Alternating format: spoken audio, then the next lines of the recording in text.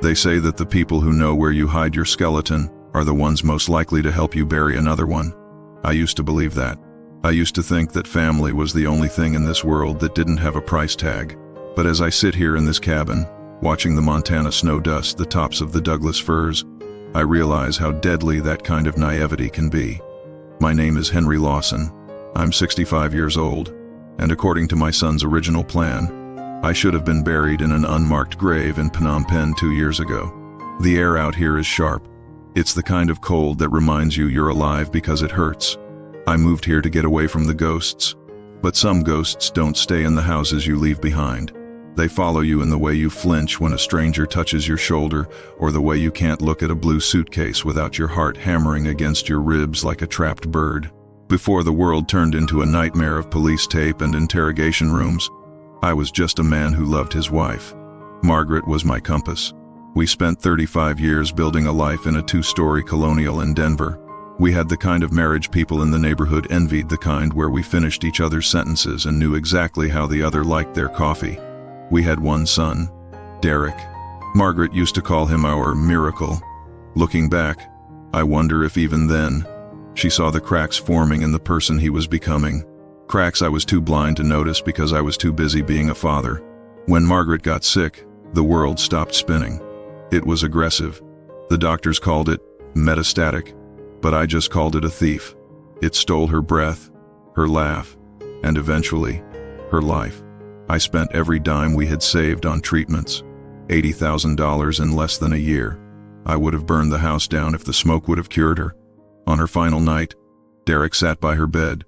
I'll never forget the way the lamplight hit his face. He looked so devastated.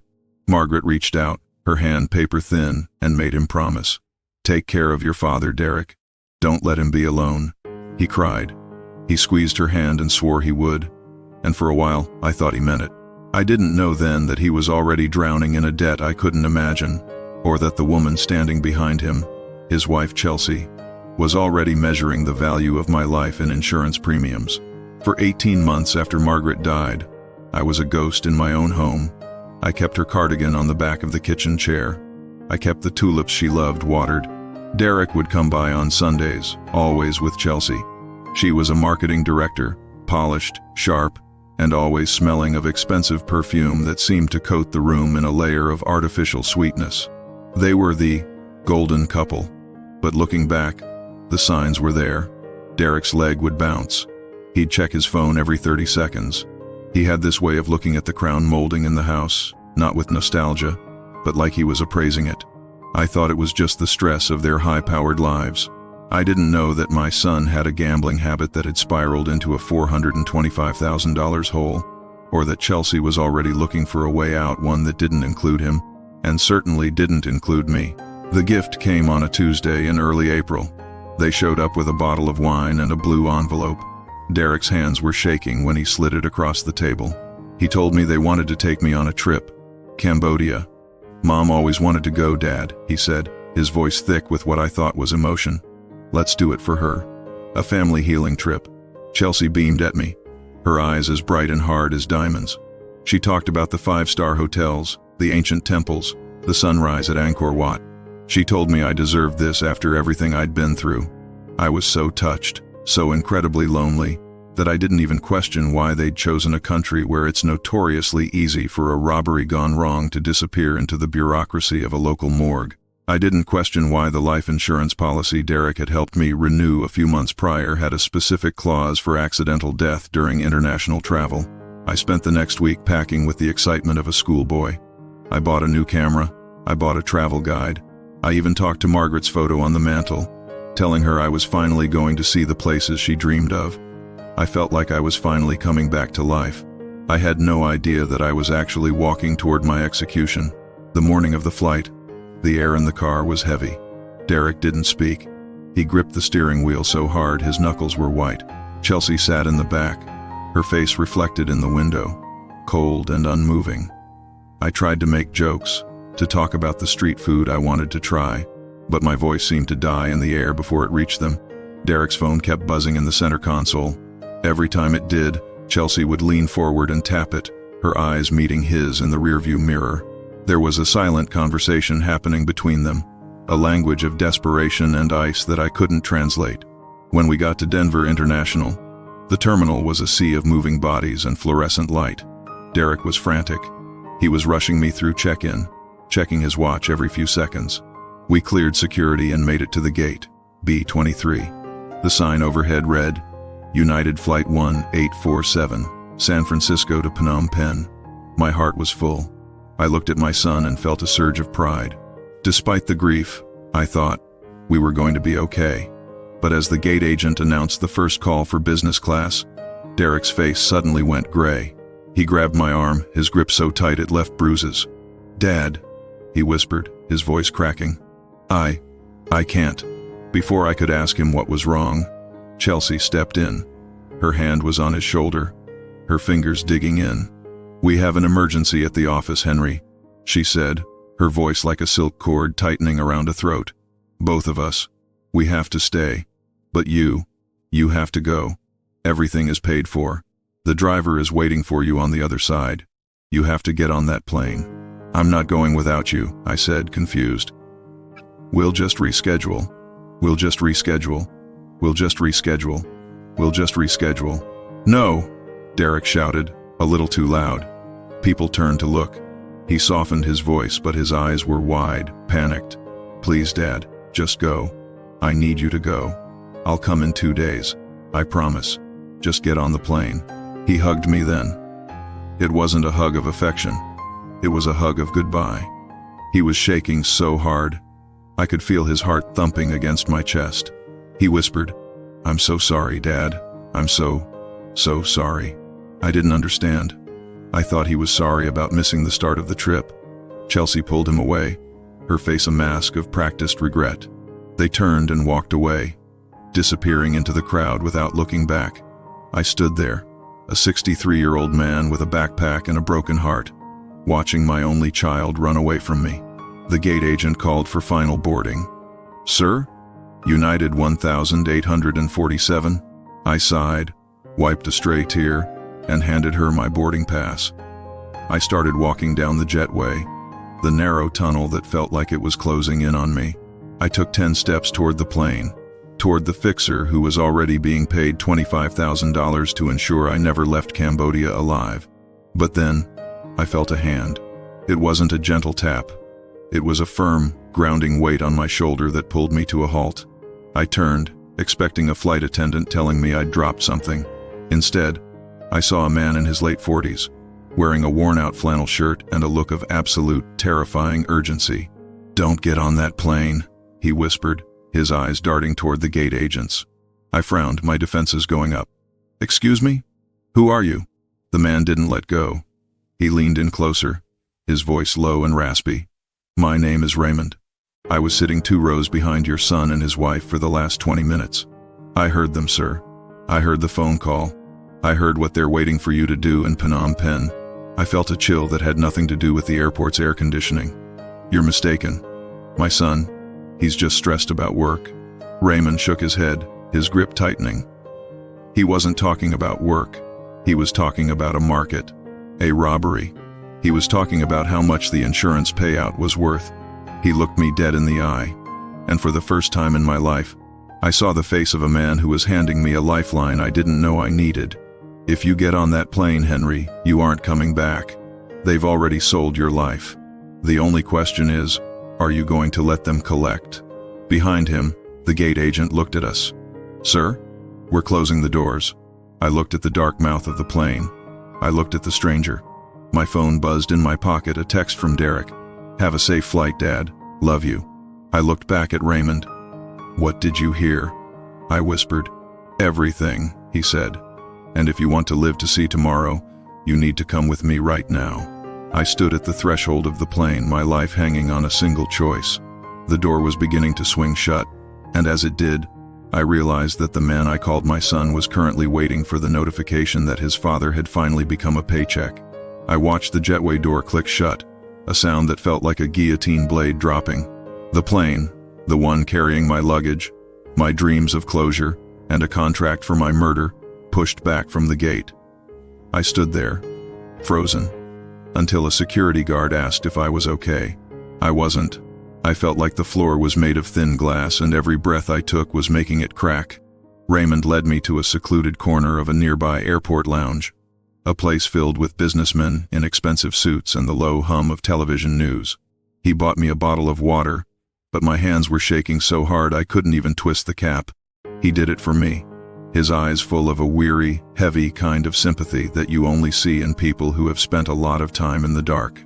"I know it's hard to hear," Raymond said, leaning forward, "but I watched them. I saw the way your daughter-in-law was looking at you. It wasn't love, Henry. It was math. She was calculating the distance between you and that plane door. I wanted to scream that he was wrong. I wanted to tell him about the time Derek stayed up all night to help me build a deck in the backyard, or the way he cried at his mother's funeral. But then, like a film reel being played in reverse, the last 2 years began to play back in my mind, and for the first time, I wasn't looking at them through the lens of a grieving father. I was looking at the cold, hard facts. The signs had been there all along. I had just been too blinded by my own loneliness to see them. The investment request. 6 months ago, Derek had come over without Chelsea. He looked ragged. He asked for $25,000 for a sure-thing real estate venture. I gave it to him without a second thought. I never saw a single piece of paperwork for that investment. The insurance renewal. Chelsea had brought over a stack of boring paperwork 3 months back. She told me it was just to update the beneficiaries on my old policies since Margaret was gone. She pointed to the lines, her manicured finger tracing the X, and I signed. I didn't read the fine print that changed the payout to include a massive accidental death rider for international travel. The gaslighting. Lately, whenever I mentioned Margaret, Chelsea would gently suggest I was getting confused, or that my memory wasn't what it used to be. She was laying the groundwork, making me look like a senile old man who might easily wander off or get lost in a foreign country. "How did it get to this?" I whispered, finally taking a sip of the water. It tasted like copper. Raymond sighed. "Greed is a slow poison, Henry. It starts with a small lie, then a bigger one, and eventually, the person you used to be is just gone." I started thinking back to when Derek first met Chelsea. He was a different man then, softer, more grounded. He'd graduated with honors and started a decent career in finance. Then he met her at a corporate mixer, and everything changed. Chelsea didn't just want a life. She wanted a brand. She wanted the $2 million condo, the German cars, the designer clothes that cost more than my first house. I remember Margaret saying once, "Henry, that girl doesn't look at Derek.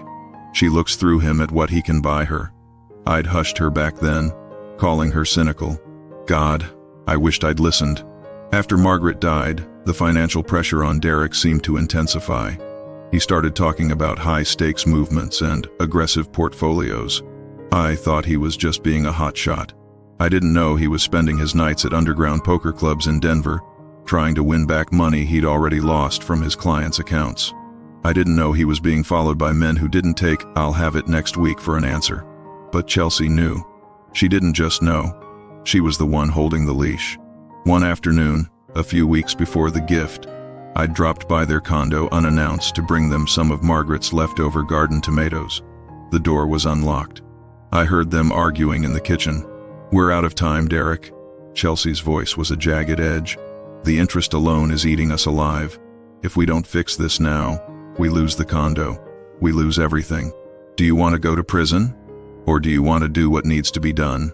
"He's my father, Chelsea," Derek replied, his voice weak, crumbling. "He's a lonely old man who's miserable without his wife," she snapped. "We'd be doing him a favor, and we'd be saving ourselves. Think about the baby, Derek."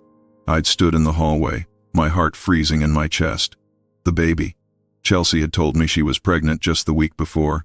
I'd been so overjoyed, so consumed with the idea of being a grandfather, that I'd walked away that day telling myself I'd misheard them. I told myself what needs to be done meant Derek asking me for a loan. I chose to believe the lie because the truth was too heavy to carry. I looked at Raymond. She told me she was pregnant. I was going to see the world so I could come back and be the best grandpa I could be.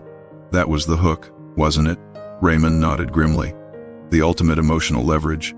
Keep the target happy, keep them distracted, and keep them trusting. I felt a wave of nausea, Every smile Chelsea had given me over the last month, every time she'd hugged me and called me Dad, was a calculated move in a game where my death was the winning play. And Derek, my own flesh and blood, he had sat at my table, eaten the roast I'd cooked, and watched me plan a trip he knew I would never return from. "I need to know for sure," I said, my voice gaining a hard edge it hadn't had in years. "If I go to the police now with just your word, they'll think I'm the crazy one. I need proof. I need to see the paper trail they think I'm too old to find." "You have a friend, don't you?" Raymond asked. "Someone who knows your business?" "Frank," I said. "Frank Coleman. He was Margaret's attorney and my best friend for 30 years. He helped me with the estate after she passed." "Call him," Raymond urged. "But don't tell him everything yet. Just ask him to check your accounts. See if anything has moved that you didn't authorize." I pulled out my phone. My thumb hovered over Derek's name for a second, a habit of a lifetime of love, before I scrolled down to Frank. The phone rang, the sound echoing in the quiet lounge. Each ring felt like a heartbeat. When Frank answered, his voice was warm, unsuspecting. "Henry, aren't you supposed to be over the Pacific by now? Did you forget how to use a plane ticket, you old dog?" "Frank," I said, and my voice was so cold it surprised even me. "I need you to go to my house. Use the spare key. I need you to look in my desk, in the hidden compartment of the filing cabinet where I keep the master files. And, Frank, I need you to look at the bank statements I've been ignoring." "Henry, what's going on? You sound different." "Just do it, Frank. Please. I'm at the airport. I didn't get on the flight. And if I'm right about what you're going to find, I might never be able to go home again." I hung up before he could ask more. Raymond and I sat there in silence, two men bound by a tragedy that hadn't fully unfolded yet. I watched the clock on the wall. The minutes felt like hours. I kept thinking about Derek's face when he hugged me at the gate. Was that remorse I'd felt in his shaking hands, or just the fear of getting caught? An hour passed. Then two. My phone stayed silent. I began to wonder if I was indeed losing my mind. Maybe Raymond was a con artist. Maybe I was just a paranoid old man who had watched too many movies. I was almost ready to apologize to Raymond and call Derek to tell him I'd missed the flight by accident. But then, the phone rang. It was Frank. When I answered, there was no joking, no warmth. There was only the sound of a man who had just seen something that changed the world forever. "Henry," Frank whispered, and I could hear the papers rustling in his hand. "I'm at your desk. I found it. I found the renewal. Chelsea had you sign. It's not a renewal, Henry. It's a total transfer of assets upon incapacitation or death in a foreign territory. And there's more." "Tell me," I said, my grip on the phone so tight my joints popped. "There's a withdrawal from your primary savings. $12,000. Moved 2 weeks ago. It went to an offshore account in the name of a company called Sofiak Logistics." I did a quick search on my laptop. "Henry, Sofiak is a slang term in certain parts of Southeast Asia for a cleaner." I closed my eyes. The glass floor finally shattered. "And Henry?" Frank's voice was trembling now. "I found a folder Chelsea must have dropped. It was tucked behind the drawer. It's a printout of a map. It's the central market in Phnom Penh. There's a red circle around a specific exit, and a time written in her handwriting, 10:15 a.m., day 3. No witnesses." I sat back, the air leaving my lungs in a long, shaky hiss. It was real. My son hadn't just stood by. He had helped map out the place where I was supposed to die. "What do I do, Frank?" I asked, looking at Raymond, who was watching me with a grim nod. "You stay where you are," Frank said, his voice turning into the sharp legal mind I'd known for decades. "I'm calling a friend at the DA's office. We're going to need to move fast, Henry. Because if they realize you didn't get on that plane, they aren't going to wait for Cambodia. They're going to come for you themselves." I hung up and looked at the exit of the lounge. I felt a sudden, terrifying realization. I had Derek's location shared on my phone. We'd turned it on so we could find each other in the airport. I pulled up the app, my heart skipping a beat. The little blue dot representing Derek wasn't at his condo. It wasn't at his office. The dot was moving. And it was heading straight back toward the airport. "Raymond," I said, my voice steady with a new, cold kind of resolve. They know. They know I'm still here. I stood up. The old Henry, the one who planted tulips and baked bread, dying right there in that airport lounge. I looked at the stranger who had saved my life and realized that the family healing trip was over. The war had just begun. I watched that little blue dot on my screen creeping along the highway, closing the distance between the city and the airport. It was a rhythmic, digital pulse, like the ticking of a clock I hadn't realized was counting down my final seconds. My son was coming back. My son, who had hugged me with trembling hands just an hour ago, was returning to the scene of the crime he thought was already in motion. "We can't stay here," Raymond said, his voice cutting through the fog of my panic. He grabbed his own bag and stood up, his eyes scanning the lounge entrance. "If he's coming back, he's going to look for you where he left you. We need to go to Concourse C. It's a different terminal, and we can blend into the crowds there." As we walked, my legs felt heavy, like I was moving through waist-deep water. Every person who walked past us in a suit or a jacket looked like a threat. My mind kept trying to reject the reality Frank had just described over the phone. Sofiac Logistics. Day 3. No witnesses. The words were etched into my brain in acid. I looked at the travelers around me, families arguing about gate changes, couples sharing headphones, and felt a profound, soul-crushing jealousy. They were living in a world where a plane ticket was just a ticket, and a son was just a son. I started thinking back to the Christmas before Margaret died. It was the first year Chelsea had spent the holidays with us as Derek's wife. She had insisted on hosting at their condo, a place of cold marble and sharp angles that never felt like a home.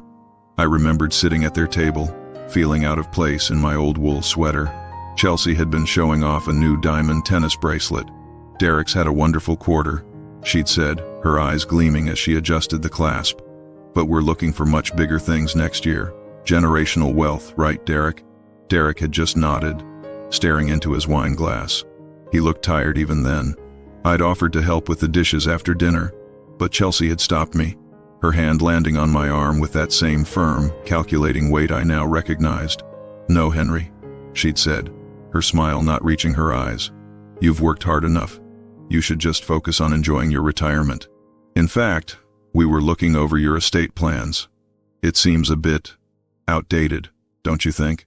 Margaret would have wanted things to be streamlined, for the family's sake." I'd laughed it off, calling it lawyer talk, but she didn't laugh back. She just watched me. I should have seen it then, the way she was already inventorying my life, looking for the most efficient way to liquidate the man who stood between her and the generational wealth she craved. Raymond and I reached the tram that connects the terminals. We stood in the back of the car, surrounded by the mechanical hum of the airport. I caught my reflection in the dark glass of the tunnel. I looked old, fragile, the perfect victim. "Why you?" I asked Raymond suddenly. "Why did you listen to them? Why did you care enough to stop me?" Raymond looked at the floor, his jaw tight. "I had a brother, Henry, a good man. He got caught up with a woman like Chelsea. By the time he realized she was draining him dry, it was too late. He didn't make it. He took his own life because the shame of what he'd let her do was too much to carry." He looked up, his eyes hard. "I couldn't save him, but I saw the same look in your son's eyes today. He's not a monster, Henry. He's a man who has been hollowed out until there's nothing left but fear. And fear makes people do things they never thought they were capable of." The tram hissed to a stop at Concourse C. We stepped out into a chaotic sea of international travelers. It was a maze of duty-free shops and high-end boutiques. We found a small seating area tucked behind a pillar near a gate for a flight to London. I pulled my phone out again. The blue dot was at the airport. He was in the parking garage. My heart began to race. He was here. I felt a sudden, irrational urge to run to him, to grab him by the shoulders and beg him to tell me it wasn't true. I wanted him to say it was all a joke, a horrible, twisted misunderstanding. But then I remembered the map Frank found. The red circle, 10:15 a.m. "He's here," I whispered. "Stay calm," Raymond said. "He doesn't know you know. If he finds you, he'll probably have a story ready. He'll say the emergency was cleared, or he forgot to give you something. Whatever he says, do not leave the secure area with him. If he gets you into that parking garage, Henry, the accident won't happen in Cambodia. It'll happen right here." I tucked my phone away, my hands sweating. I started thinking about the weeks leading up to this trip. Chelsea had been so attentive. She'd come over every other day, bringing me health supplements she said would help me with the long flight. I'd been taking them religiously. Now, a cold thought struck me. What was in those pills? Was she trying to make me sluggish, confused? Was she preparing the senile narrative for the authorities back home? I remembered one afternoon specifically. I was in the garage, cleaning out some of Margaret's old gardening tools. Derek had come over alone. He sat on a workbench and watched me for a long time without saying a word. "Dad," he'd said finally, his voice small, "do you ever wish you could just start over? Like, go back to before everything got so complicated?" "Every day, son," I'd told him, thinking he was talking about his mother. "But we have to move forward." That's what she wanted. He'd looked like he wanted to say something else. His mouth opened, his eyes filling with tears. But then, a car pulled into the driveway. It was Chelsea. She didn't even get out of the car. She just honked the horn 2 sharp, impatient blasts. Derek's entire demeanor changed instantly. The vulnerability vanished, replaced by a dull, robotic obedience. He stood up, wiped his eyes, and walked out without saying goodbye. I didn't realize it then, but I was watching my son's last attempt to save his soul. "Henry." Raymond's voice was sharp. I looked up. About 50 yards away, near the entrance to the concourse, I saw him. Derek. He was still wearing the same blue jacket. He looked frantic. He was spinning in circles, his eyes darting across the faces in the crowd. He was holding his phone up like a compass, probably looking at my location. He hadn't seen me yet, but he was close. Too close. I ducked behind the pillar, my back pressed against the cold metal. My breathing was shallow and ragged. I could hear the rhythmic thump-thump of my heart in my ears. "He's looking at his phone," I hissed to Raymond. "He knows I'm in this terminal." "Turn it off," Raymond said. "Now." I fumbled with my phone, my fingers feeling like sausages.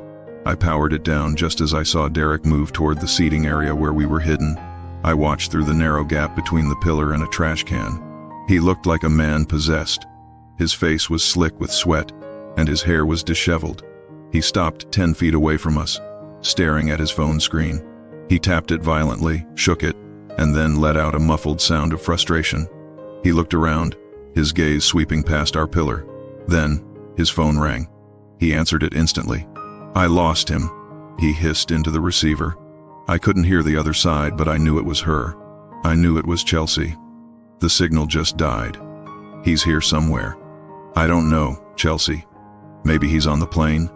Maybe the Wi-Fi kicked in." He paused, listening. His face went from pale to a sickly, mottled red. "I'm trying," he shouted, drawing stares from a group of tourists nearby. He lowered his voice, but the desperation was still audible. "If he didn't get on that flight," and he calls Frank, "we're dead, Chelsea. You said this was foolproof. You said the fixer would handle everything. If he's still in this airport, we have to find him before he talks to anyone." He started walking again, heading deeper into the concourse, passing within 5 feet of where I stood trembling. I could smell his cologne, the one Margaret had bought him for his last birthday. It felt like a physical blow to my stomach. I waited until he disappeared into the crowd near the food court before I slumped against the wall. I felt like I was going to be sick. "He's looking for me," I whispered. "He's actually looking for me to stop me from talking." "He's panicked," Raymond said. "The police should be here any minute." Frank said he was calling the DA. Just then, my phone, the one I had just turned off, vibrated in my hand. I stared at it. I hadn't fully powered it down. I'd only put it in sleep mode. A new message was glowing on the screen. Not from Derek, not from Frank.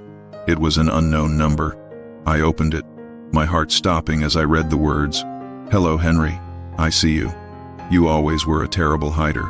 Do you really think a stranger in a flannel shirt is going to save you? Look at the balcony above the Starbucks.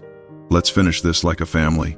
I slowly turned my head toward the mezzanine level overlooking the concourse. Standing by the railing, looking directly down at me with a phone in her hand and a smile that made my blood turn to ice, was Chelsea. She wasn't at the office. She wasn't at home. She had been here the whole time, watching from above while Derek did the dirty work of hunting me. And she wasn't alone. Standing next to her was a man I'd never seen before. Tall, broad-shouldered, with the cold, empty eyes of someone who didn't care about family, or justice, or anything at all. "Raymond," I whispered, my voice trembling. "She's here. She's already found us." Chelsea didn't wave. She didn't shout. She just tapped her phone screen again, and my phone began to ring. The caller ID didn't say Chelsea. It said Margaret. My dead wife's number was calling me from the hands of my murderer. I realized then that Chelsea hadn't just stolen my money and my son. She had spent months raiding Margaret's old accounts and digital life. She was using my grief as a weapon, and she was about to pull the trigger.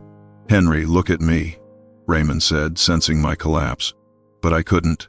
I was staring at that mezzanine, realizing that the Day 3 plan was dead, and they were moving straight to Day 0. I didn't know it yet, but the man standing next to Chelsea wasn't just a friend. He was the reason my son was in debt, and he was the one who was about to ensure I never left this terminal. I stared at the screen, my thumb hovering over the decline button as the name Margaret pulsed in a haunting rhythm. It was a desecration. My wife had been in the ground for 18 months, yet here was her digital ghost, summoned by the woman who had just tried to send me to join her.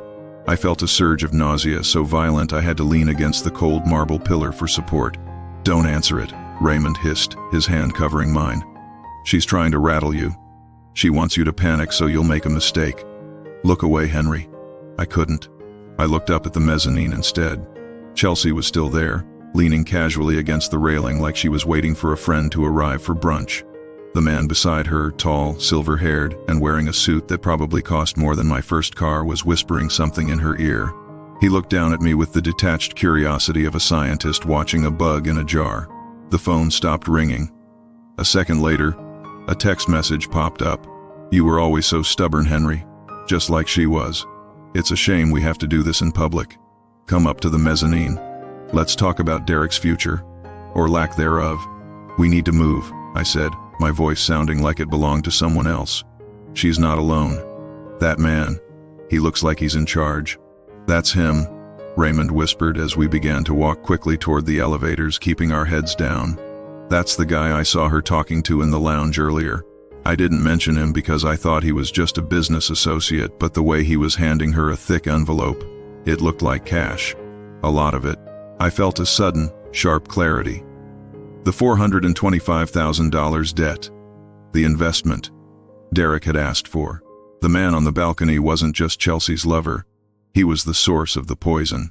I realized then that my son hadn't just fallen into a hole. He had been pushed into one, and Chelsea was the one holding the shovel. As we navigated the crowd, my mind drifted back to the supplements Chelsea had been giving me. Those little blue and white capsules she insisted would strengthen my heart for the high altitude of the Cambodian mountains. Over the last week, I'd been feeling foggy. I'd attributed it to grief and travel nerves. But now, the memory of her watching me swallow them with a glass of water took on a sinister edge. She wasn't just preparing me for a trip, she was sedating me. She wanted me compliant, a slow-moving target that wouldn't put up a fight when the robbery happened. "Wait," I said, stopping near a row of luggage lockers. "Raymond, the pills. She's been drugging me." "Where of luggage lockers? Where of luggage lockers? Where of luggage lockers? Lockers?" Like it automated to see. "Where of luggage lockers? Where of luggage lockers?" Raymond stopped and looked at me, his brow furrowed. "What kind of pills?" "One. Vitamins," she said. "But I've been so tired, so confused. If I go to the police and I've got something in my system, she'll use it. She'll say I'm suffering from dementia, that I've been hallucinating this whole thing." "Then we don't go to the police yet," Raymond said, his eyes scanning the crowd behind us. "We find Frank. He's the only one who can verify the documents. But Henry, look." He pointed toward the far end of the terminal.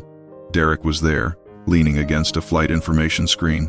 He looked like he was about to collapse. He was clutching his head with both hands, his phone lying on the floor at his feet. He looked like a man whose world had just imploded. But it wasn't Derek I was worried about. It was the man from the balcony. He was no longer on the mezzanine.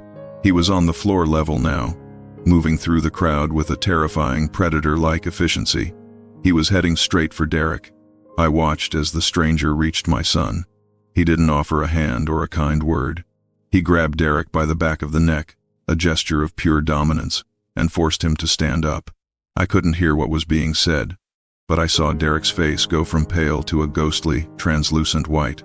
He looked at the stranger with absolute, paralyzing fear. Then, the stranger looked up. His eyes locked onto the pillar where Raymond and I were standing. He didn't smile this time. He just pointed a finger at me, then made a cutting motion across his throat. "Run," Raymond whispered. We didn't head for the exits. The stranger and Chelsea were between us and the main doors. Instead, we headed for the one place in an airport where you can get lost if you know the layout, the underground baggage handling tunnels. I'd worked as a mechanical engineer for 30 years. I knew that behind the neat, shiny walls of a terminal was a labyrinth of conveyor belts, service elevators, and restricted corridors. We ducked through a staff-only door near a closed cafe. The transition from the bright, sterile terminal to the dim, industrial underbelly of the airport was jarring. The air smelled of jet fuel and rubber. Huge conveyor belts snaked overhead, carrying suitcases like a mechanical river. "How do you know this way?" Raymond asked, breathing hard.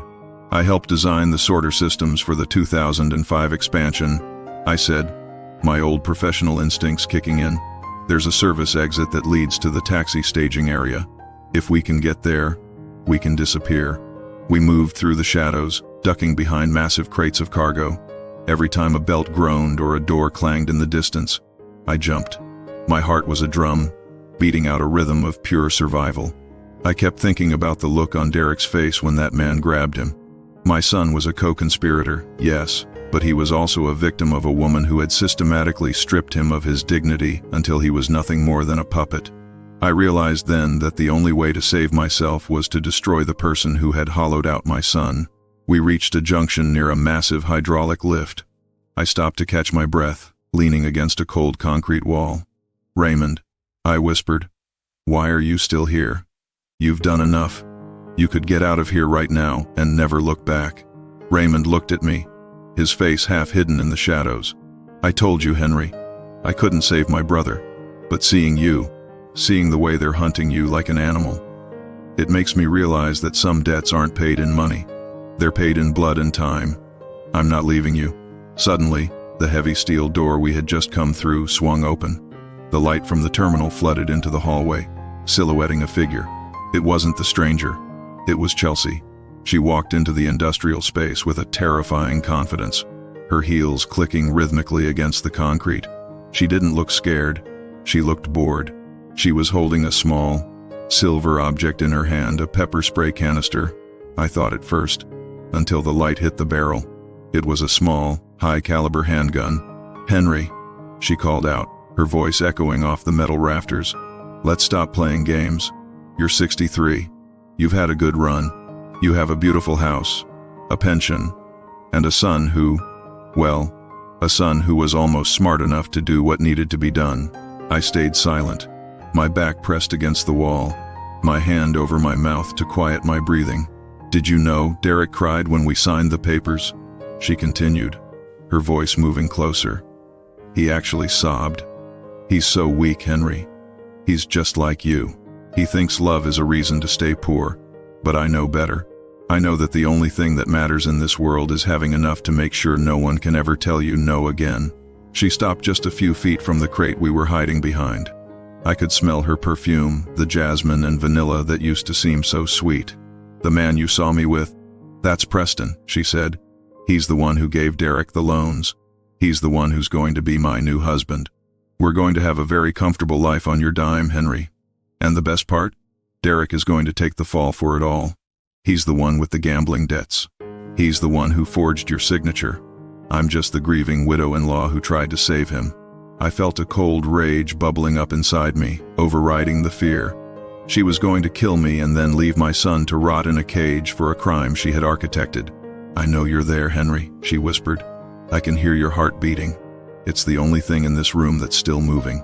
She raised the gun, pointing it toward the edge of the crate. My mind raced. There was a lever to my left, the manual override for the luggage sorter. If I pulled it, 300 pounds of suitcases would drop from the overhead belt. But as I reached for it, a shadow moved behind Chelsea. It was Derek. He had followed her into the tunnels. He looked like a ghost, disheveled, his eyes wide and bloodshot. He didn't have a gun. He didn't have a plan. He just had the look of a man who had finally reached the end of his tether. "Chelsea," he croaked. She spun around, the gun leveled at his chest. "Get back to the car, Derek. I told you to wait." "No," Derek said, taking a step forward. "I saw the map, Chelsea. I saw the map you hid in my bag. The one with the red circle. You weren't just going to have him robbed. You told the fixer to make sure he didn't suffer. But the map shows a second location. For me." I froze. "A second location? You were going to kill me too," Derek whispered, his voice trembling with a horrific realization. "In Cambodia. After the insurance was paid. You were going to get rid of both of us." Chelsea didn't deny it. She didn't even flinch. She just tightened her grip on the weapon. "You're a liability, Derek. You always were. You're a loser who couldn't even win a hand of cards without my help. Why would I spend the rest of my life tied to a sinking ship?" "I loved you," Derek sobbed. "Then do one last thing for me," Chelsea said, her voice turning into a hiss. "Step aside and let me finish this. Or you can go first. It doesn't matter to me." I looked at Raymond. He gave me a sharp nod. This was it. I reached for the lever and pulled it with every ounce of strength I had left. The machinery groaned, a screeching sound of metal on metal, and then a cascade of heavy international luggage, trunks, suitcases, duffel bags came crashing down from the overhead belt. It was a chaotic, thundering avalanche of leather and plastic. Chelsea screamed as a heavy hard-shell suitcase slammed into her shoulder, knocking her to the ground. The gun skittered across the concrete, sliding into the darkness beneath a conveyor belt. Raymond moved like a blur, pinning Chelsea to the floor before she could scramble for the weapon. But Derek didn't move. He just stood there, staring at the woman he had destroyed his life for, while she spat curses at him. I stepped out from behind the pillar, my eyes locked on my son. "Derek," I said. He looked at me, and in that moment, the 34-year-old man vanished. He was a little boy again, standing in the driveway with a skinned knee, looking for his father to tell him everything was going to be okay. "I'm sorry, Dad," he whispered. "I'm so sorry." But the moment of reconciliation was shattered by a low, cold laugh coming from the doorway. Preston, the silver-haired stranger, was standing there. He wasn't bothered by the falling luggage or the pinned-down Chelsea. He was holding a much larger, much more professional-looking handgun, and he was pointing it directly at Derek's head. "A very touching family reunion," Preston said. "But unfortunately, I have a very strict policy about loose ends, and right now, this room is full of them." I didn't know it yet, but what happened in the next 10 seconds would change the course of my life forever, and lead me to a secret Margaret had kept from me for 35 years, a secret that would prove that I wasn't the only one Chelsea was trying to rob. Preston stood in the doorway of the baggage tunnel, the harsh industrial lighting reflecting off the polished barrel of his gun. He didn't look like a man who was about to commit a double homicide. He looked like a man checking off a grocery list. That was the most terrifying part.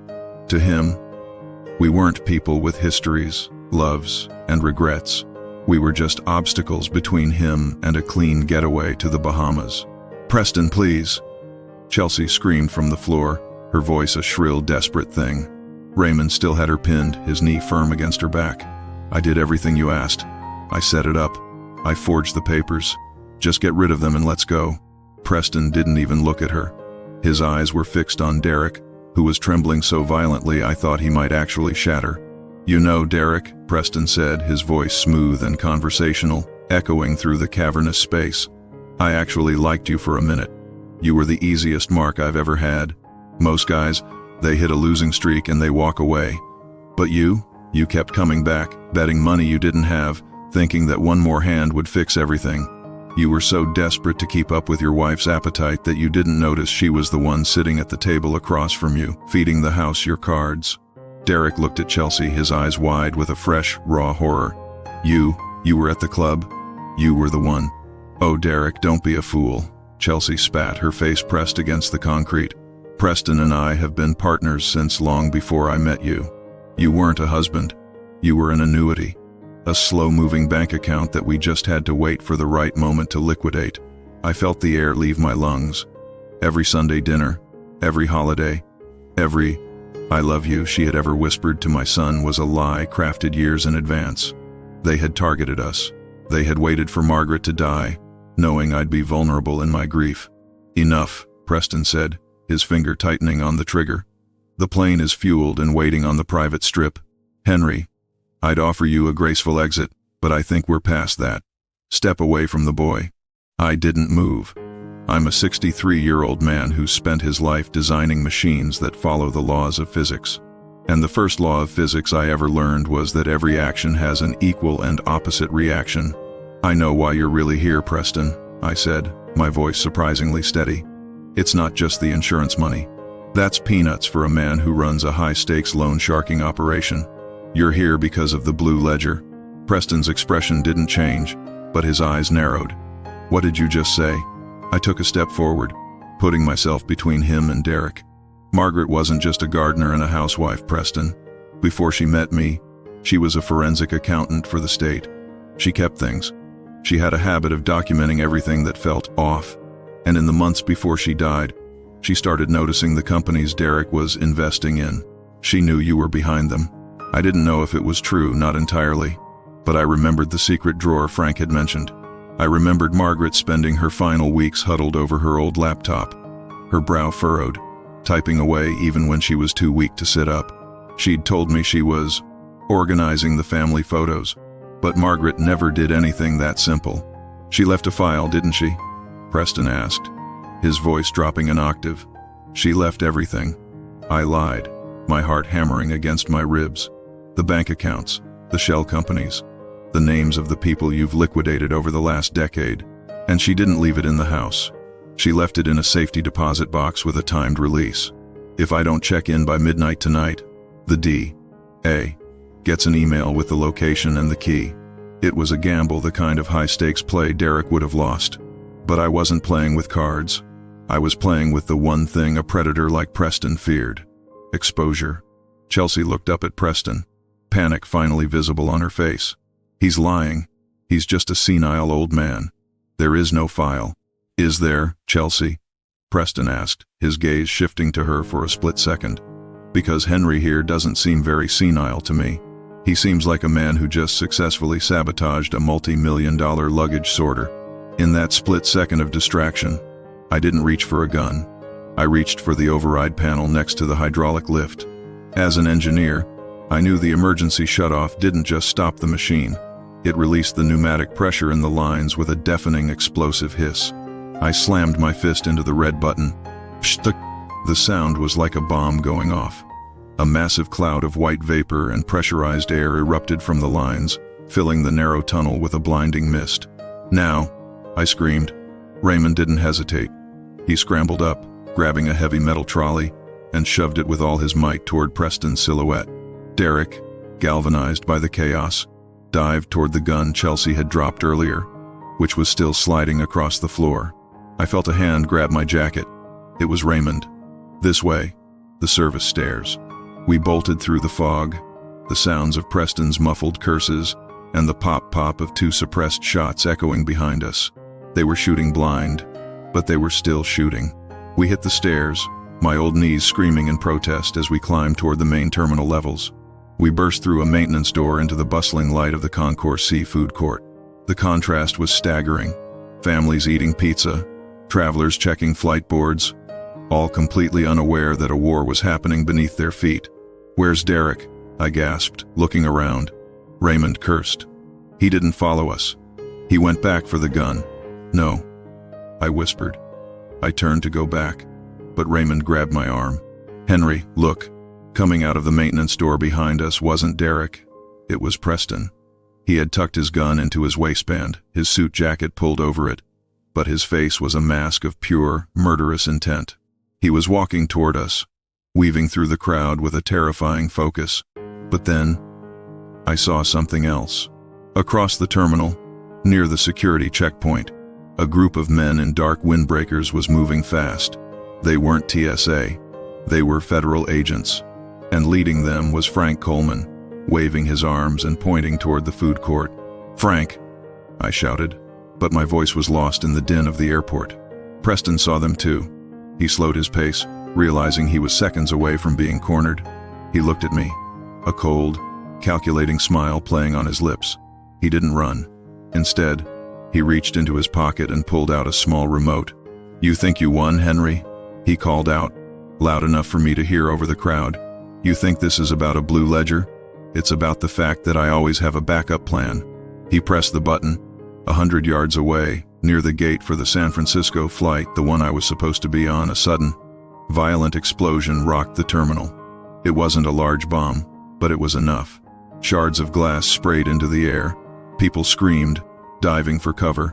The fire alarms began to wail, a piercing, rhythmic shriek that signaled total chaos. The distraction was perfect. In the panic, security and the federal agents were forced to pivot toward the blast site, thinking it was a terrorist attack. In the confusion, Preston disappeared. I stood there, dazed, until Frank reached me. He grabbed my shoulders, his face pale and sweat-streaked. "Henry, thank God. Are you okay?" "Where's the police, Frank?" "Preston is here. He's the one who did that." "They're coming, Henry, but the airport is in lockdown now. Nobody gets in or out." "Where's Derek?" I looked toward the maintenance door. It was swinging shut. I knew then what I had to do. I couldn't let my son be the loose end Preston disposed of in the dark.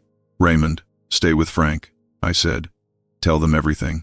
Tell them about the offshore accounts and the map." "Henry, what are you doing?" Frank yelled. I didn't answer. I went back through the maintenance door, back into the shadows of the baggage tunnels. I wasn't an engineer anymore. I wasn't a victim. I was a father who had one last chance to save a son who didn't deserve it, but who was still mine. I moved through the tunnels, the sound of the alarms muffled by the thick concrete walls. I found the junction where the luggage had fallen. Chelsea was gone. Preston was gone. But Derek was there. He was sitting on the floor, leaning against a pile of suitcases.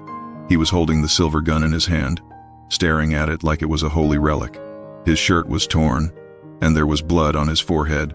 "Dad?" he whispered as I approached. "Give me the gun, Derek," I said, holding out my hand. "He's going to kill us, Dad. He's not going to stop." Chelsea told him everything.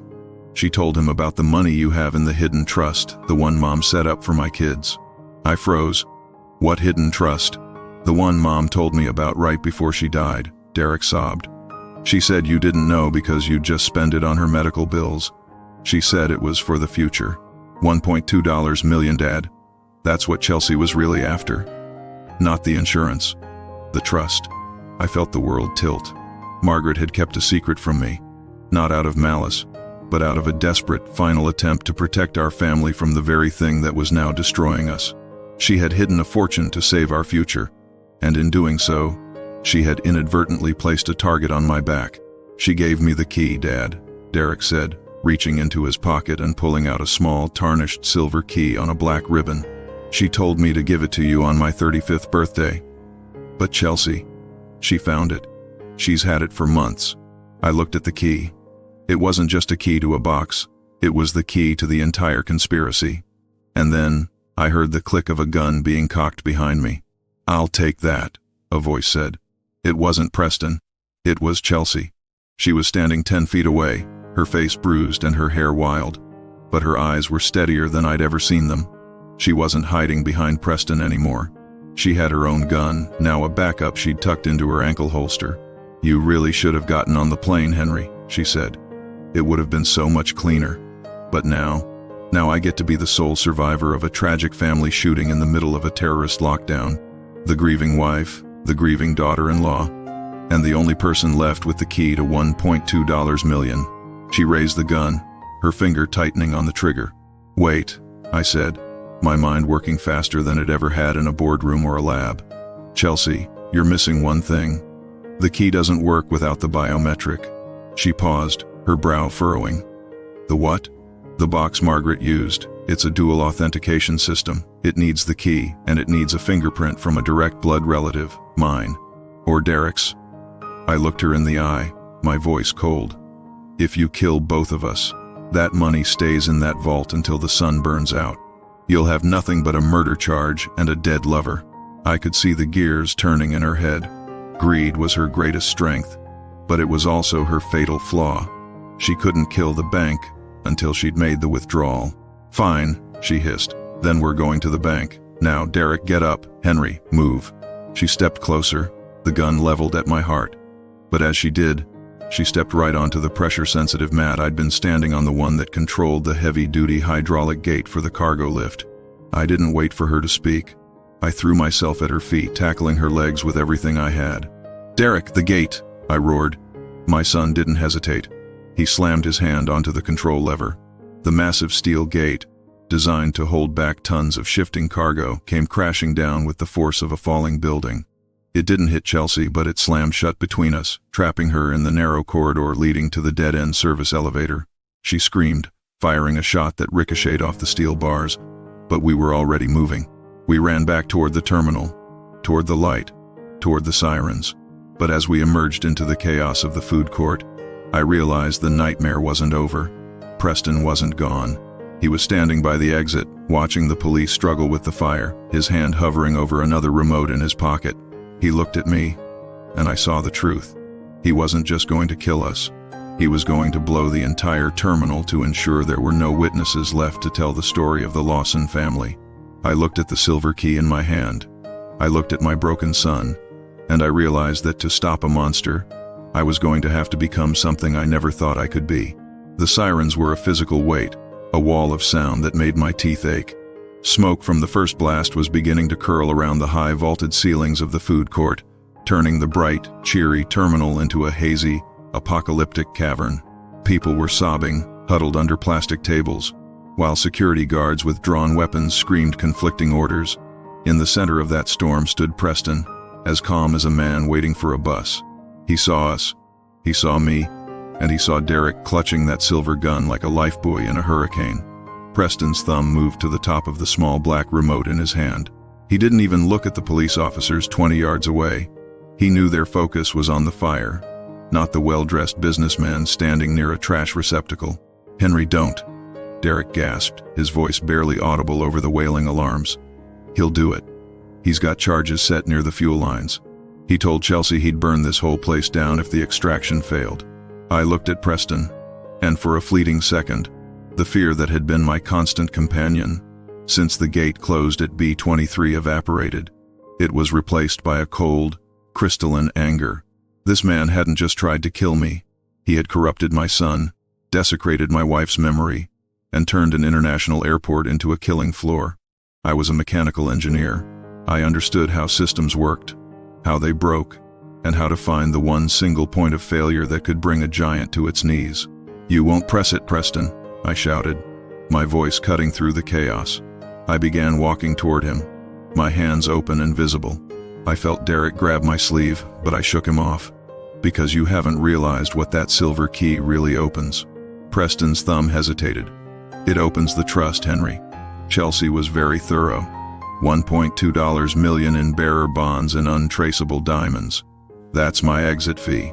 "No," I said, stopping 10 feet from him.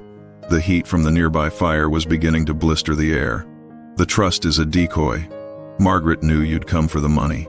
She knew Chelsea was watching the accounts. That key doesn't open a vault in Denver. It opens a server housing in the basement of this very airport."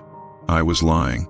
I was lying with every fiber of my being, weaving a story out of the thin air and the desperation of a father with nothing left to lose. But I knew Preston.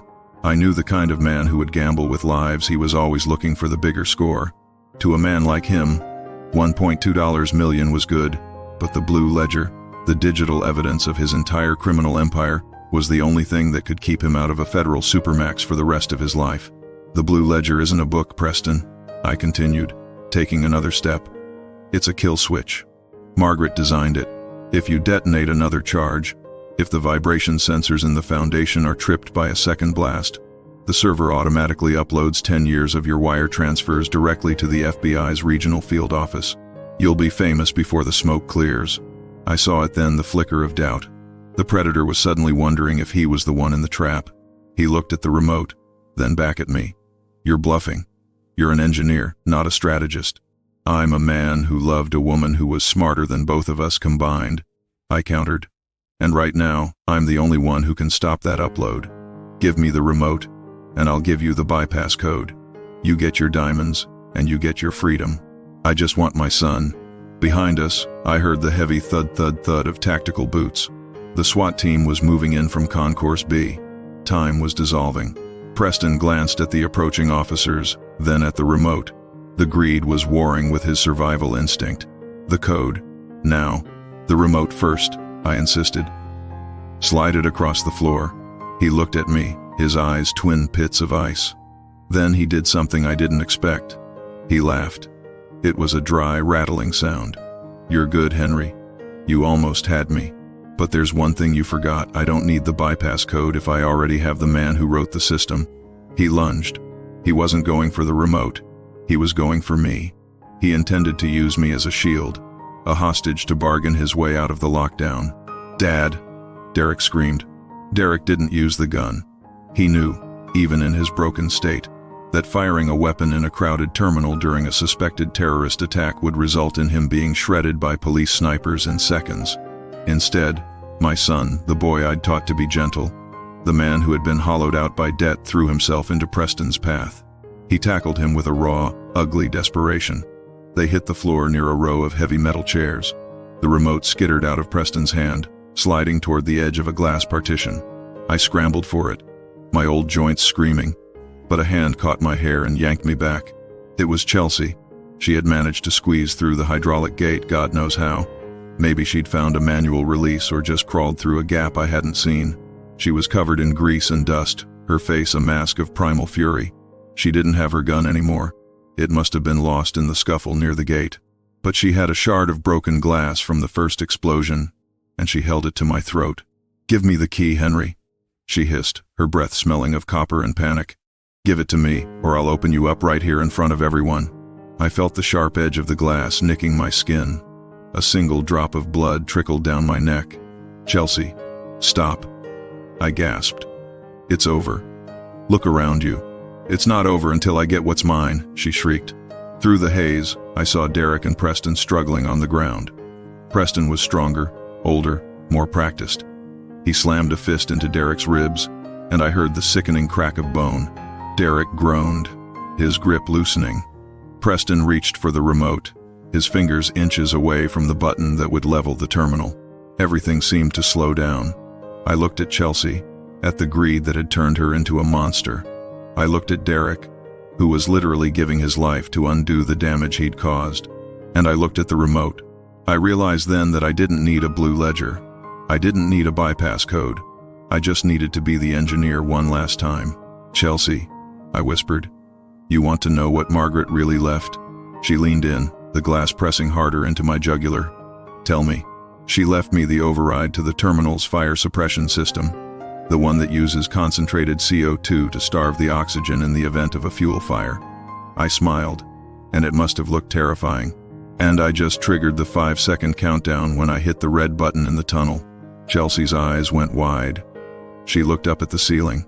The massive red canisters tucked into the rafters began to hiss. No, she breathed. Hold your breath, Chelsea, I said.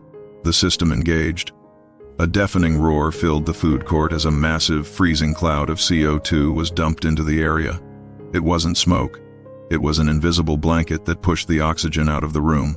The effect was instantaneous. People began to gasp and slump over. It wasn't lethal if you were moved quickly, but for anyone in the middle of a violent struggle, it was a knockout blow. Chelsea's grip on my neck loosened as she began to claw at her own throat, her lungs searching for air that wasn't there. She fell to her knees, the shard of glass clattering to the floor. I held my breath, my chest burning, my vision tunneling. I saw Preston fall, his hand failing to reach the remote as his body went limp from the lack of oxygen. I saw Derek collapse, his eyes closing as he drifted into unconsciousness. I crawled toward the remote, my heart thumping a slow, heavy rhythm in my ears. I reached it. I tucked the black plastic device under my chest and curled into a ball, protecting the one thing that could still destroy us all. Then, the world went black. I woke up to the sound of a steady, rhythmic beep, beep, beep. The air was sterile and cold. I opened my eyes to see a white ceiling and the pale blue curtains of a hospital room. My throat felt like it had been scrubbed with sandpaper, and there was a heavy bandage on my neck. Henry? I turned my head. Frank was sitting in a chair by the bed, looking like he'd aged 10 years and 48 hours. Beside him stood Raymond, his flannel shirt replaced by a clean sweater, his expression guarded but relieved. Is he? I tried to speak, but it came out as a raspy ghost of a sound. Derek? Frank leaned forward, his face solemn. He's alive, Henry. He's in the ICU 3 floors up. He's got 4 broken ribs, a punctured lung, and a severe concussion. But the doctors say he'll pull through. I closed my eyes, a tear leaking out. And the others? Preston Walsh is in federal custody, Frank said, his voice turning hard. And Chelsea, she's being held at the county jail. They tried to claim they were victims of the terrorist attack, but Raymond gave his statement. And then, Henry, we found the phone. I opened my eyes. What phone? Chelsea's backup, Raymond said. She dropped it in the tunnels when the luggage fell. It didn't have a passcode. It was logged into a secure server. Henry, there was no Blue Ledger Margaret left. But Chelsea had created one of her own. She was blackmailing Preston. She had recorded every conversation, every transaction, every murder he'd ever ordered. She was going to kill him too, once they got to the Bahamas. The irony was a bitter pill. Chelsea had been undone by her own greed, by the very weapon she'd intended to use to secure her future. They're going away for a long time, Henry, Frank said. Conspiracy to commit murder, arson, domestic terrorism, fraud. The list is a mile long. The DA is making this a capital case. I lay there, staring at the ceiling. I should have felt relieved. I should have felt like justice had been served. But all I felt was a profound, hollow ache. My son was a criminal. My daughter-in-law was a monster. And the woman I loved had hidden a fortune from me because she didn't trust the world we lived in. There's one more thing, Frank said, reaching into his briefcase. He pulled out a small, tattered envelope. The police found this in Derek's pocket. It's addressed to you. It was inside the folder with the silver key. I took the envelope with trembling hands. It was Margaret's handwriting. The ink was faded, written months before she died. Henry, if you're reading this, it means the worst has happened. It means Derek has lost his way, and I wasn't there to guide him back. I hid the money not because I didn't love you, but because I knew a day would come when you would need to buy your way out of the darkness he was bringing home. Use it, Henry. Not to save the past, but to survive the future. Don't let the fire they started burn the memory of who we were. I clutched the letter to my chest and sobbed. I sobbed for the man I used to be, for the son I had lost, and for the wife who had tried to save me from the grave. But as I looked at Raymond, who was standing by the window watching the Denver skyline, I realized that the survival Margaret spoke of wasn't just about staying alive. It was about what comes after. Frank, I said, my voice stronger now. I want to see the DA. I want to make a deal. Frank frowned. A deal for who? For Derek, I said. He's guilty. He deserves to pay. But he's the only piece of Margaret I have left. I'm going to use that money, every cent of it, to make sure he has a chance to be a man again. But first, I looked at the silver key sitting on my bedside table. First, I'm going to make sure Chelsea Lawson never sees the sun again. I didn't know it yet, but Rock Bottom has a basement, and I was about to lead Chelsea into the deepest part of it. The revenge wasn't going to be a gunshot or a blast. It was going to be a long, slow realization of exactly what she had thrown away. The silence of a hospital room is different from the silence of a home. In a home, silence feels like peace. In a hospital, it feels like a countdown.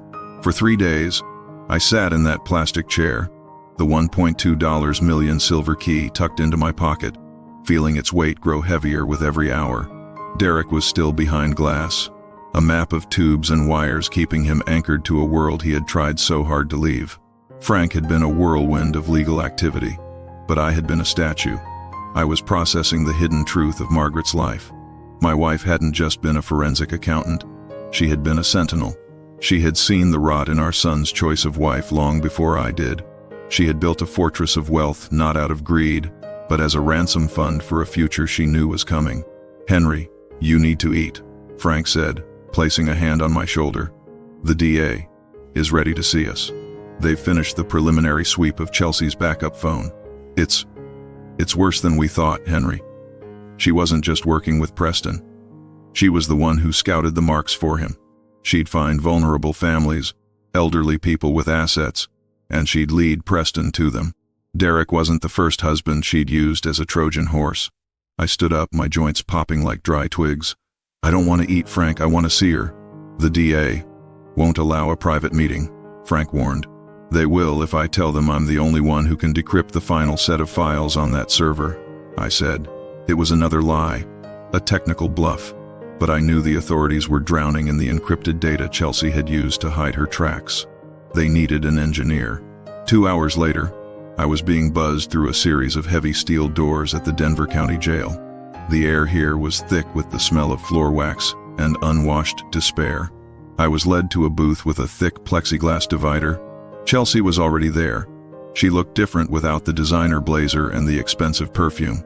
In the orange jumpsuit, she looked smaller, but her eyes were still the same, two cold, predatory sparks of light.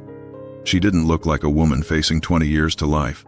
She looked like a woman who was still looking for the exit. "Henry," she said, her voice crackling through the intercom. "I figured you'd come. You always did have a soft spot for a tragic story. I assume you're here to offer me a deal? You need my testimony to bury Preston, don't you?" I sat down, leaning into the glass. I didn't look at her with anger. I looked at her with the detached curiosity of a man examining a broken gear. "I'm not here to offer you a deal, Chelsea," I said quietly. "I'm here to tell you what I did with the key." Her eyes flickered, the hunger for that $1.2 million briefly overriding her arrogance. "The trust? You've accessed it?" "I have," I said. I pulled a folded piece of paper from my pocket and pressed it against the glass. It was a receipt for a wire transfer. "Margaret's money is gone, Chelsea. All of it." She scrambled closer to the glass, her breath fogging the surface. "You old fool. You spent it on lawyers? You could have bought your way into a private island." "I didn't spend it on lawyers," I said. "I spent it on the one thing you and Preston forgot to account for. I bought the debt, Chelsea. All of it. The $425,000 Derek owed to the private lenders. The loans Preston had leveraged against 3 other families in this city.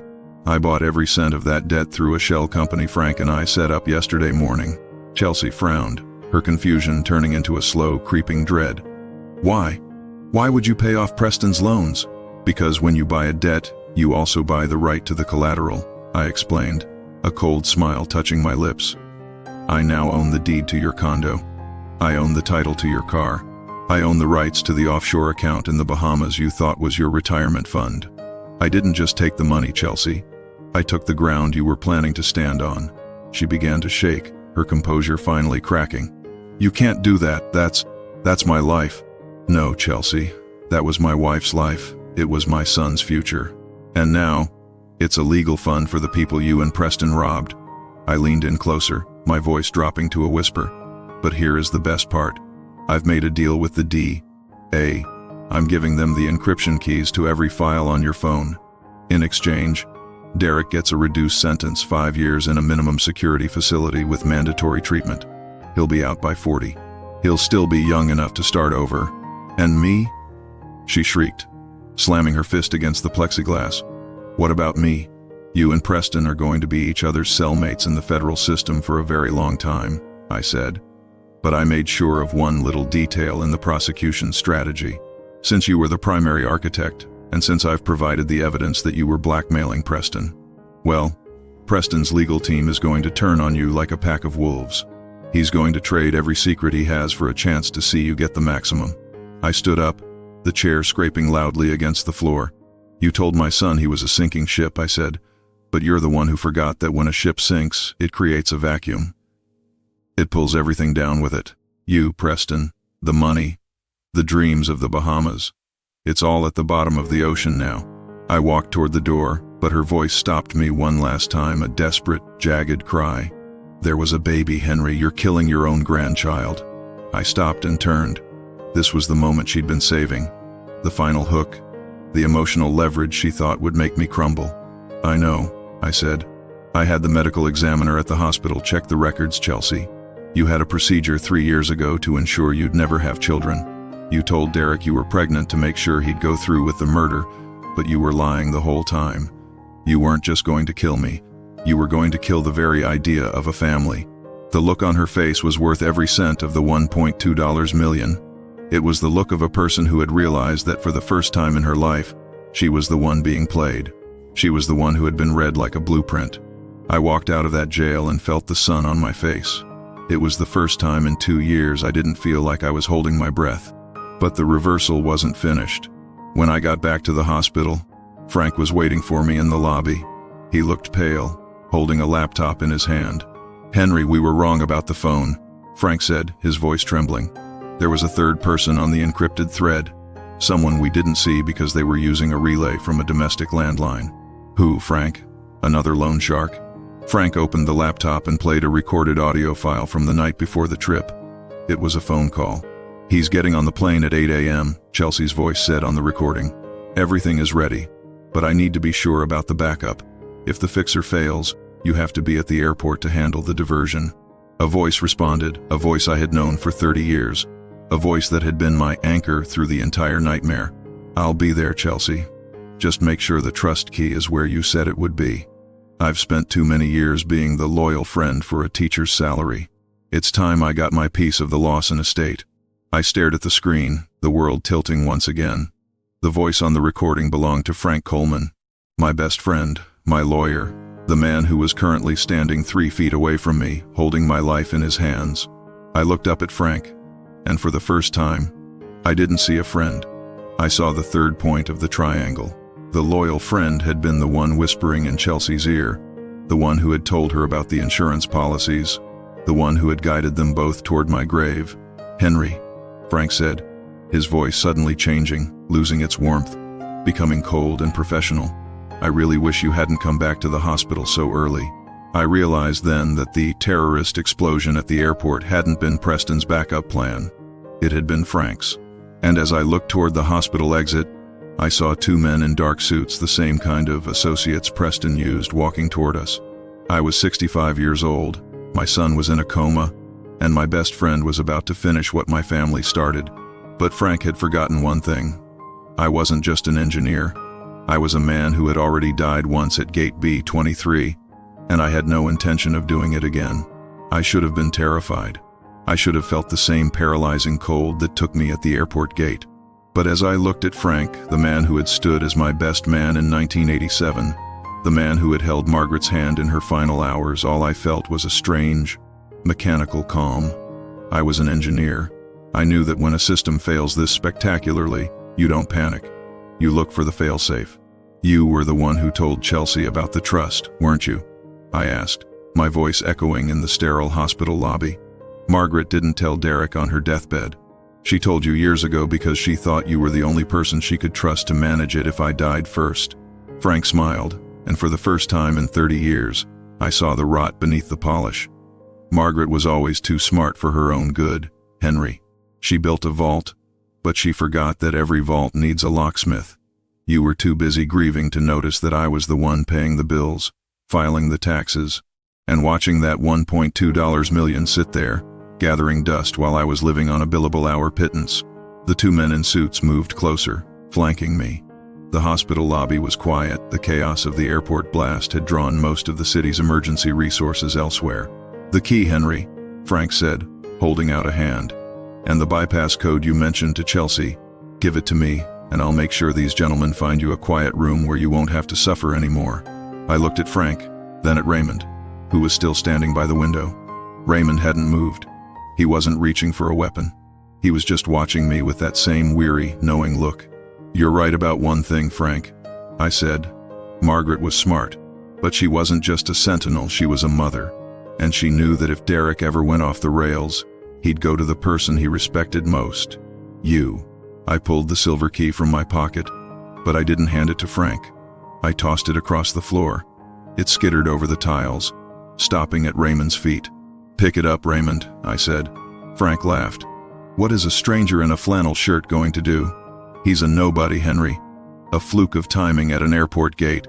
He's not a nobody, Frank," I said. "Raymond, tell him who you really are." Raymond picked up the key, his fingers brushing the black ribbon. "My name is Raymond Foster. I'm a retired internal affairs investigator for the Colorado State Police. And 6 months ago, Margaret Lawson hired my firm to do a character audit on her family's legal representation." The color drained from Frank's face. The 2 men in suits hesitated, their eyes darting toward the lobby entrance. "Margaret didn't trust you, Frank," I said. the words tasting like victory. She saw the way you looked at our portfolio. She saw the mistakes in the estate filings. She didn't have a timed release email for the D.A. She had Raymond. He's been watching you for half a year. He wasn't at the airport by accident. He was there because he'd been tracking Chelsea's offshore wire transfers that were being authorized from your office IP address. I hadn't been a victim at the airport. I had been the bait in a trap Margaret had set from beyond the grave. "It's over, Frank," Raymond said, pulling a badge from his pocket, not a police badge but a federal investigator's credential.